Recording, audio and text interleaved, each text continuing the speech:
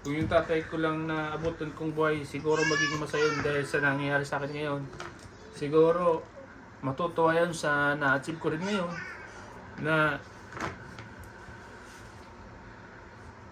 di ko akalain na magkakaroon ako ng katulad ng sasakyan. Pangarap ko rin sanang isakay doon sila. Pero hanggang pangarap na lang. Siyempre, kung buhay yun, makikitang nasongkong ako, nagbo-vlog kung saan sang lugar. May mga taong umaanga sa akin. Siguro, matutuwa din siguro yung tatay ko. Pero, ganun talagang buhay. Sabi ko nga, minsan, naisip ko din, sabi ko, tay, kung nabubuhay ka lang, siguro, magiging masaya ka rin sa nararating ko ngayon. Kasi yung nanay ko tuwang-tuwa pag napapanood ako. Siguro, sabi ko, minsan sabi ko sa nanay ko, siguro, nay, kung nabubuhay lang si natutuwa din sa akin yun. Kasi nga, nung nasa abroad nga ako, tuwang-tuwa na yun. Pag ako nagsishare ng blessing, nagpapadala. Kaya, sabi ko, kung nakikita lang niya siguro yung ginagawa ko ngayon, lalo pag may mga nagpa-picture kahit papaano sa atin, siguro matutuwa yun. Kasi, pag nauwi ako sa Pilipinas, gustong-gusto nun, laging nasama sa akin. Kaya, malungkot talaga. Na wala na siya. Ito bro, ito matagal ko nang gustong tanungin to sa iyo. Kasi matagal na tayong magkaibigan, halos more than 3 years na, no? Pagmula nung pumunta ka dito sa Hong Kong at nagkakilala tayo, and then nagkabanding tayo almost 3 taon na, no? 3 taon, 3 balik-balik na, no? Sino ba si Starrock dati noon before bago napasok sa Kalingap? Ako, kung sino si Starrock dati, bago ako pumasok ng Kalingap Pro, maraming pagsubok ang dumating sa buhay ko. Sa mga hindi pa nakakalam, dati din akong isang OFW sa Dubai. Talagang sa daming pinagdaanan, lalo na sa ibang bansa, alam naman natin, mga OFW, talagang umuwi ako ng Pilipinas dahil siyempre namatay yung magulang ko, namatay yung tatay ko. Kaya talagang yung naipon ko sa Dubai, halos wala akong naipundar kasi halos pagpapagamutan sa tatay ko at sa anak ko dati na may sakit. Pumasok ako ng Kalingap, as in zero balance ako doon. Zero balance talaga ako. Wala akong, ang dala ko lang damit, papuntang lighthouse. Napunta ako sa Kalingap, tinagap ako ng Kiyobal. Talagang, wala, zero balance talaga ako. So, bro, bago ka pumasok ng Kalingap, gusto ko lang tanungin sa iyo. Sige. Ilang taon ka na nagtrabaho sa Dubai ba? Sa Dubai? Tama ko na Dubai. Ilang taon ka nagtrabaho doon at ano ba yung trabaho mo at ano ba naging buhay mo doon bilang isang OFW? Okay ba naman yung trabaho mo or nagkaroon ka rin ng fall o bumagsak ka rin kahit nasa kumbaga sa nagkaroon ka rin ng maraming challenges kahit ikaw ay nasa abroad? Yun nga, sabi mo nga sa akin is ikaw ay habang nasa Dubai ka, habang nasa abroad ay pumanaw yung tatay mo. So, nakaka-recall ako doon, parang ang sakit nun kasi yung tatay ko. Wala rin akong magawa. Pandemic yun, hindi talaga ako nakauwi. Nawala rin yung tatay ko nang dahil sa pandemic nagkaroon ng komplikasyon. So, ano ang naging buhay mo sa Dubai noon before ka nakapasok sa Kalingap? Okay ba yung pag-abroad mo bilang isang OFW? At anong trabaho mo sa Dubai? Ako, ang trabaho ko sa Dubai, bro, halos kung ikukwento ko, ito, totoo nangyari sa akin to, bro. Simula, as a tourist visa, talagang ang hirap mag-apply sa ibang bansa, lalo pag kulang ka sa pinag-aralan. Pero ginamit ko yung abilidad ko. Nag-a-apply ako ng trabaho, bro.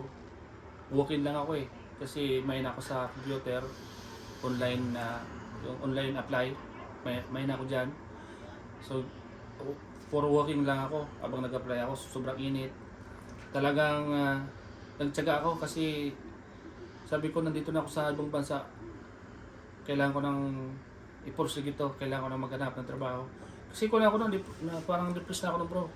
Kasi halos yung tinitirahan ko dun sa Dubai, pinapalis na ako kasi wala akong trabaho, walang bayad. Ang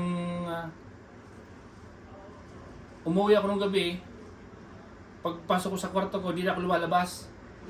Ngayon, ang isa pa dito bro, di ba wala akong pambiling pagkain. So ang ginagawa ko, inihintay ko lang munang matulog yung mga kaboardmate ko. Inihintay ko matulog yung mga kaboardmate ko, madaling araw, bumabangon ako para kumuha ko ng pagkain doon sa kung kanino mga rice cooker doon. So, tapos, yun yung naging buhay ko doon. Tapos kinabukasan naman, so apply naman ako. Sabi ko, sana malagpasan ko itong nangyayari sa akin. Ngayon, may mga kababayan doon, may mga nakakasalubong kababayan na tinatanong ko, sabi ko, sir, mayroon ba kayong pwedeng apply dyan, trabaho? First time kong trabaho bro, sa naglilipat kami ng bahay. Ano ang tawag doon? Parang yung lahat ng bahay, yung lahat ng laman ng bahay, ibabalot namin ng mga plastic. Tapos yun yung unang trabaho ko doon. Part-time lang yun ha. Ang bayad sa amin noon, pagkatapos nung hapon, bibigyan ka ng bayad. 120 ang bayad sa akin noon. Buong mag-apon yun ha. Wala akong baon nun bro. Ang trabaho namin sobrang bibigat. Alam mo bro, unang hinahanap ko dun sa bahay na pagtatrabuhan ko, naghahanap ako ng asin. Habang nagtatrabuhan ko, nagtitimtim ako ng asin. Kasi yung asin, kumbaga pag nakalasa ka na siya, parang lalakas ka. Tapos kakain na ako nun pag nakuha ko yung pera ko sa hapon. Yun ang naging buhay ko dun. Tapos tuloy ang buhay, tuloy. Tapos abang tumatagal, marami ako nakikilala. So, sige lang, part-time ako ng part-time. Sabi ko, malalagpasan ko itong lahat ng nangyayari sa akin. So, ibig sabihin bro, pumasok ka sa Dubai, isang turista ka lang. Isang turista lang ako. Tapos, hindi mo alam kung ano magiging kinabukasan mo o ano magiging sitwasyon ng buhay mo pagdating ng Dubai. Oo. Pagdating mo ng Dubai, hindi mo alam kung ano magiging sitwasyon mo, ano bang magiging trabaho mo bilang isang turista. So, sinabi mo nga na dumating ka doon, isang turista. So, ang nangyari, parang nagpa-part-time ka. Part-time lang. Dumating ba sa punto nagkaroon ka ng regular na trabaho? Abang tumatagal na nagpa-part-time ako kasi 1 month lang yung visa ko as a tourist visa. Talagang, alam mo naman, 1 month lang yun. So, kailangan kong makahanap ng trabaho para magkaroon ng visa. Tapos, mayroong isang kaibigan na mabait din. Sabi sa akin, gusto mong trabaho? Sabi ko, gusto mong janitor lang ako bro, sa isang gym. Sabi ko, okay na yan, tatanggapin ko na yan. Sabi ko, magkano ang sahod? Mura lang dito, 1,500 lang. 1,500 dirham, tapos sa akin pa yung pagkain. So, walang matitira sa akin. So, ngayon, ang ginawa ko, para hindi na ako mangupahan, umalis na ako doon sa inupahan ko, doon ako natutulog sa gym. Sa gym na pinagtatrabahan ko. Ang tulugan ko doon bro, sa gilid lang. Doon na sa gilid. Pag umalis na yung mga tao ng mga nag-gym, doon na lang ako maglalatag ng tulugan ko sa loob ng gym. Yun yung pinakakwarto ko sa loob ng gym. Tapos, ayun na, mag-i-exit na kami. Sabi nung manager na kumuha sa akin, o kailangan mo mag-exit, saan mo gusto mag-exit? Sa Pilipinas o dito sa Dubai, sa Oman? Kasi inisip ko, pag sa Pilipinas ako nag-exit, di na ako makakabalik. Alam ko na yun eh. Sabi ko, dito lang ako sa Oman. O, nag-exit ako sa Oman. Abang nasa Oman ako, ang per day ng hotel ko doon, 40 dirham. So, wala akong ganun. Kasi yung trabaho ko, noon na may pangbayad pa ako sa araw-araw, 40. Kasi okay pa. Pagdating ng isang linggo, bro, tumawag sa akin yung manager. Sabi sa akin, yung trabaho ko daw ay mag-close na. So, bahala daw ako sa sarili ko, sabi ng manager. Hindi na daw nila sagot. So, ang ginawa ko sa Oman, ay doon, nag-isip ako ng paraan kung paano ako makaka-recover. Ginawa ko na lahat ng mga pinagbabawal na technique. So, solicit ako ng pera doon.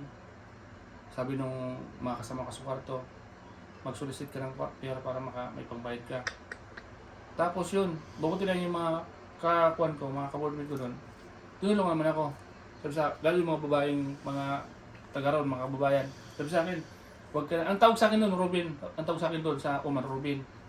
Kasi, biruin mo, 3 palit na yung kwarto namin, 3 palit ng mga exeter. Ako, nandoon pa ako. Hindi ako nakakabalik kasi wala akong pera nun. Doon lang ako sa Oman, tingga ako doon. Kaya ang ginagawa ko doon, gabi-gabi akong lasing, gusto ko lang magpa-report. Kasi wala, sabi ko, wala naman tumutulong sa akin. Talagang, yung nangyayari sa akin doon talagang, as in talagang zero, wala akong maasahan. Tapos nung bumalik ko sa Dubai, yun, nagkaroon ako trabaho sa bakery. Yun, nagsimula na doon ng karan ng buhay ko. Mababa lang, pero pinatos ko na. Habang nagtatrabaho sa pabrika, nagluluto-luto ako ng mga kakanin, mani, pang dagdag ko sa income. Kaya yung mga nakikita ko dito, mga nagtitinda sa Hong Kong, pinagdaanan ko rin sa Dubai. Madaling araw, gigising na ako, magluluto ako ng mani, turon, puto, ilalako ko yan sa mga katrabaho ko. Kaya ako naiiyak. Tapos, di ba, tumagal, yun yung buhay ko. Tapos nung after 10 years, running to 11, umuwi na ako ng Pilipinas kasi namatay yung tatay ko. So, pag uwi ko ng Pilipinas, bro, wala din naman ako naipon kasi yung tatay ko, pinapagamot ko noon, saka yung anak ko, halos ubos yung pera ko. Ngayon, nung pag uwi ko sa Kamsor, sabi ko, paano na to? Pero may exit pa, may inter pa ako pa Dubai. So, nag-isip na ako, sabi ko, babalik po ba ako o hindi na? Kasi yung utak ko talagang lutang ako eh. Wala na akong pera, wala talaga ako. Ang tanging parang ko lang noon, sabi ko, ito, so yung pagbablog ko, sabi ko, ito lang yung pinangawakan ko, yung pagbablog ko. Nung pumunta ako kay Kuya Bal, yun, sabi ko kanina, as in pumunta ako sa Kalingap, wala ako. Tapos, pinatuloy ko na Kuya Bal. Marami akong kinuntak sa mga Kalingap, pero sa mga kasamang kong Kalingap boys. Pero, yun, nagpapasalamat ako kay King Craig. Kasi siya yung talagang nag-entertain sa akin doon. Siya yung nagpapalakas ng loob sa akin. Sige, pumunta ka lang dito bro. Ganito. Si King Craig, isa sa mga nakakatulong sa akin yan. Kaya, pagpunta ko sa Lighthouse, yun na nga. Pinatuloy ko Kuya Bal. Hanggang sa naging tuloy-tuloy ako. Hanggang nakarating ako ng Hong Kong. Unang punta ko sa'yo bro, di ba? Kaya, so yun. Ito na, hanggang magkaroon ako ng mga bagay na talagang hindi ko may naasahan. Yung mga ganito na mga gamit na kung hindi dahil sa Kalingap, wala ako nito. Kaya sobra ako nagpapasalamat. Ano ang pinakamasakit na nangyari sa'yo sa buhay? Is yung bang pagkawala ng tatay mo na hindi ka makauwi? Yan yung isa sa pinakamasakit sa akin bro. Dahil sa kabila ng pag-stay ko sa Dubai ng 4 years kasi pandemic, tapos pag-uwi ko, yun pa yung madadatnan ko. Kasi di ba nakulong tayo sa mga lugar kung nasaan tayo, halos hindi makauwi. Tapos pagbalik ko, yung tatay ko, yun, sabi sa akin, no, baka hindi mo na ako maabutan. Kung maaari, umuwi ka na para maabutan mo pa ako. Sabi ko pa, konting tis lang, ilang araw na lang. Kasi nilalakad ko pa yung mga kailangan kong lakarin, kailangan kong mga swab test, lahat-lahat para makauwi ako. Yun, dumating yung time na siguro hindi na nakaya ng tatay ko. Nasa Dubai ako noon, papasok ako ng trabaho, kaya pala hindi ako makabangon-bangon. Sobrang patang-pata ako, bumangon ako, parang gusto ko rin parang bumalik sa higaan ko. Anong ibig mo sabihin bro? Inabutan mo bang, nakabalik ka naman ng Pilipinas, inabutan mo buhay yung tatay mo or nasa Dubai ka pa? Nung nawala ang tatay mo? Sorry ha, no, sorry bro ha. Nasa Dubai ako nung nawala yung tatay ko. Nasa Dubai pa ako. Inabutan ko na sa Pilipinas, patay na. Nakauwi pa ako nun. Pero yung binigay ko sa kanyang time, binigay ko sa kanyang araw na makakauwi ako, hindi na umabot doon. Kasi nga, siguro hindi niya nakaya. Yung time na yan na napakasakit na matagal mong hindi nakita, 4 years. Tapos makikita mo nasa kabao na. Yun yung sobrang napakasakit sa isang anak. So, ibig sabihin yun ang regret mo. Mm. Nakapag-abroad ka nga, na pagamot mo ang tatay mo, nakakatulong ko sa pamilya mo. Pero, you mean to say, ang pinakamasakit na nangyari sa'yo, yung nawala yung magulang mo, nang wala ka sa piling nila. Nang wala ako sa piling ng tatay ko. Yung sabi niya na, sana mabutan pa akong buhay pag umuwi ka. Yun yung isa sa mga talagang pinangahawakan niya na sana makauwi pa ako ng buhay siya, pero hindi na nangyari kasi siyempre di na rin niya siguro kaya. Kaya yun yung isa sa mga napakasakit bilang isang OFW, makita mo yung magulang mo na sa ganong sitwasyon na nakakalungkot. Ayun bro, baka magkaiyakan pa tayo niyan ha. Siguro hindi na natin patagalin to. So, maraming salamat bro ha. Ito, interview na to, ano lang to isiningit lang namin, dadiretso sa interview, pero binilang lang namin yung license niya nakuha ngayon. At saka yung pagsayaw-sayaw niya kanina. Pero sa katayuan mo ngayon bro, anong masasabi mo? Anong masasabi mo sa Kalingap? Okay na ba yung buhay mo ngayon? Kahit na may mga masalimuot kang pinagdaanan, nagkaroon ka ng struggle. Kahit ako bro, yung struggle na pinagdaanan mo, pinagdaanan ko rin yan bro. Yung tatay mo ba, yung nung pandemic din bro, namatay yung tatay ko, talagang hindi ko talaga nakita, promise. Gusto kong umuwi nun, pero yung bang wala kang magagawa may quarantine bro ang hirap talaga. Kaya kahit lumuha ka ng dugo, kahit paano gawin mo, umarkila ka ng eroplano, walang flight talaga. Walang magagawa. Grabe. Walang magagawa. So, ayun bro, I'm sorry to hear that na parehas pala yung nangyari sa atin. Nawalan tayo ng magulang. Nawalan tayo ng magulang na, ganun ba? Nawalan tayo ng magulang na pandemic time bro. Ang hirap talaga. Mahirap kasi bro, kasi alam mo, kung yung tatay ko lang na abutan kong buhay, siguro magiging masaya yun dahil sa nangyayari sa akin ngayon. Siguro matutuwa yan sa na-achieve ko rin ngayon na di ko akalain na magkakaroon ako ng katulad ng sasakyan. Pangarap ko rin sanang isakay doon sila, pero hanggang pangarap na lang. Siyempre, kung buhay yun, makikitang nasongkong ako, nagbo-vlog kung saan lugar, may mga taong umaanga sa akin. Siguro, matutuwa din siguro yung tatay ko. Pero, ganun talagang buhay. Sabi ko nga, minsan, naisip ko din, sabi ko, tay, kung nabubuhay ka lang, siguro, magiging masaya ka rin sa nararating ko ngayon.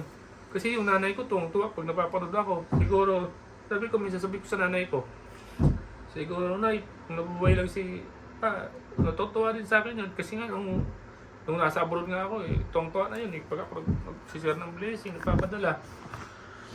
Kaya sabi ko, kung nakikita lang niya siguro yung ginagawa ko ngayon, lalo pag may mga nagpa-picture kahit papaano sa atin, siguro matutuwa yun. Kasi pag nauwi ako sa Pilipinas, gustong-gusto nun, laging nasama sa akin. Kaya malungkot talaga na wala na siya. Na yung natatanggap ko ngayon, siguro kung buhay pa siya, itong pera na to, mabibigyan ko siya kahit papaano. May pagmamalagay ko pa, may mga kababayan tayong nagbigay sa akin, bibigyan ko rin siya. Sorry bro, napag-usapan natin yan kasi parehas tayo ng istorya, pangyayari, nawalan tayo ng magulang. Kaya ang may papayo ko lang, ang buhay at malakas ang magulang natin. Alagaan nyo po sila. Wag po na silang pabayaan. Ang pera, nandyan lang po yan. So bro, anong masasabi mo bro kung nabubuhay ang magulang mo? Kung nabubuhay lang ang tatay ko, ito, siguro masaya ka kung nabubuhay ka dahil sa na-achieve ko rin ngayon kahit paano. Sa mga taong nagmamahal sa akin, siguro makikita mo rin na sa pagbablog ko may mga taong umahanga. Siguro magiging masaya ka, magiging proud ka rin siguro sa akin. Magiging siguro yung natatanggap kong blessing ngayon, siguro naibabahagi ko rin sa iyo. Matuwa kasi ko siyempre.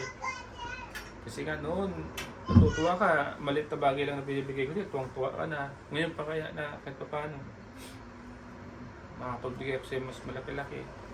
Pero, yun, minsan, yan, pinagdarasal ko lang palagi na kung di mo man ito nakita, nung nabubuhay ka pa, sana ikaw na lang balang gumabay sa akin palagi. Tama. Gabayan tayo kung nasaan tayo gumagawa ng mga content. Yung bigyan tayo ng lagi tayong gabayan kung nasaan tayo napupunta kasi yung mga pinupunta namin minsan mga delikado. Kaya sabi ko sa tatay ko, ikaw na lang balang magpa sa akin, magkalalay. Yung mga mahal ko sa buhay, tulad ng kapatid ko namatay, yung anak ko, alos, napakasakit. Yung tatay ko, pagkapatay ng tatay ko, after mga siguro mga 1 month namatay din yung anak ko. Yun ang masakit nangyari sa akin. So yan bro, salamat bro sa pag-interview mo sa akin. Pero sa kanila rin kung napayak ako na emotional. Walang problema bro. Ako nga, yung naramdaman ko rin talaga. Nakatalikod lang tong camera, ayaw ko ipakita na lumuluha rin po ako mga kalingap. Dahil yung naramdaman po ni Starak na nawala ng magulang, pandemic, kahit magkila ka ng eroplano, hindi ka talaga makakarating or babalik ng Pilipinas that time. Talagang may quarantine, walang biyahe. Yan po, nagpapasalamat po ako sa lahat. Sa inyo bro, nagpapasalamat ako at nakilala ko kayo. Kay Kuya Bahal, kay Ate Edna, kay Kalinga Prab, sa lahat ng mga viewers, sponsor na nagmamahal po sa amin. Sobra po ako nagpapasalamat sa inyo dahil kung hindi po dahil sa inyo, wala din po ako sa aking kilalagyan ngayon. Wala din po ako sa Hong Kong. Wala din po itong mga pera na to na binigay niyo po sa akin. Kaya sobra ko po yan na-appreciate anuman yan na binibigay sa akin, maliit man o malaki. Taos puso po ako nagpapasalamat dyan. Nagpapasalamat ako kay Lord dahil andyan kayo na nagtitiwala po sa akin. Nagtitiwala po sa mga ginagawa namin. Kaya umasa po kayo na lahat ng mga binigay nyo ay papahalagan ko po yan. Salamat po sa inyo lahat sa suporta. Ayun bro, maraming salamat bro. ha. Salamat At Salamat na po. grabe. Ay, nabumiyak yung Starak ka lang. Pagdating Welcome bro. Parang kapatid na yan ano. So, tuloy-tuloy lang. Basta tuloy-tuloy lang tayo ang buhay natin. Parang kuya mo ako pero magkapatid. Yan, mas matanda po ako kay Starak. Hindi ko na sabihin ano kung ilang taon. Ayun at ayun po mga kalingap. At sana po ay suportahan nyo pa rin po. Salamat po. Starak TV. Kalingap gala po. Suportahan nyo po siya kasi mas ano po niya kumbaga sa deserve niya po ang inyong suporta. Di bali ako po, mas panoorin niyo po si Starak kasi meron pong mga pamilya na umaasa sa kanya sa Pilipinas at ganun din po yung mga kababayan natin na natutulungan ng Kalingap sa pamumuno po ni Kuya Bal Santos Matubang at sa lahat ng K-Boys. Napakasipag po niyan. Si Starak po, sana tuloy-tuloy lang po, panoorin po ninyo yung mga video niya. At ganun din po lahat po ng mga Kalingap K-Boys, of course, sa pangunan ni Kuya Bal Santos Matubang, Ate Edna Vlog, ang ating ama ng Kalingap at ang nanay ng Kalingap, si Ate Edna Vlog, and Kalingap Prab, at sa lahat po ng mga Kalingap Partner. Ayun po mga Kalingap, at God bless you all po. At ito po ay isang aral po at marami kayong mga kapulutang aral po dito. Hindi lahat po ng OFW ay nagtatagumpay at nagiging maayos ang buhay. Katulad po ng kaibigan nating si Starak, halos mahigit 1 dekada po siya sa Dubai. Ginawa niyo po ang lahat para po mabigyan ng gandang kinabukasan yung kanyang magulang at ang kanyang mga anak. Yun nga lang, sa pagsisikap niya may mga bagay-bagay na nangyari. Yun nga po, nakakalungkot man isipin yung pagkawala po ng kanyang tatay. Kaya dapat po lahat po ng mga pera na kinikita natin sa ating hanap buhay, at lalo na tayo sa abroad, isipin po natin yung kinabukasan ng ating pamilya at alagaan din po natin ang ating sarili. Kasi sa abroad po, wala po tayong pwedeng hinga ng tulong. Katulad po nung nangyari kay Starak. nandun po siya sa Dubai, pumasok siyang turista, nagpunta ng Oman, $40 ang kailangan niya bayad sa hotel. Pero naisurvive niya po yun dahil sa pagtitiis niya, tinapangan niya. Tapang lang po at pagtitiwala sa Panginoon. Ayun po mga kalingam at maraming salamat sa inyo. Ano? At ayun po, at paalis na po bukas si Starak. And then, ayun po, mag-aayos pa po kami ng gamit. Ayun po, God bless you all po mga kalingap. Support po, Starak TV. Okay, salamat po, mga kalingap. Babi po mga kalingap.